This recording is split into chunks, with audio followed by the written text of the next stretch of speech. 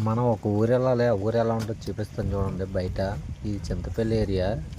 Coit వాళ్ళు ఆ తొక్క తోలు అలాంటివి కాకుండా, అమెరికా కాకుండా ఓన్లీ చింతపల్లి ఏరియా ఇది. ఒకసారి చూడండి ఎంత దూరం ఉందో ఊరు చూపిస్తాను నేను. టమాటకాయలు ఉల్లిపాయలు అమ్మడానికి ఉదయం నుంచి కూడా ఏం కూడా బేరం లేదు. ఇది నేను దాదాపు 10,000 సరుకు. ఇది 10,000కి 5,000 కూడా రాలేదు. ఇప్పుడు వచ్చి 1000 రూపాయలు కూడా రాలేదు. ఆ లాంగ్లో ఉన్న ఊరు మాత్రం మనం వెళ్ళాల్సి ఉంటుంది. చూస్తున్నారు కదా ఇక్కడ నుంచి ఎంత లాంగ్లో ఉన్న ఊరు.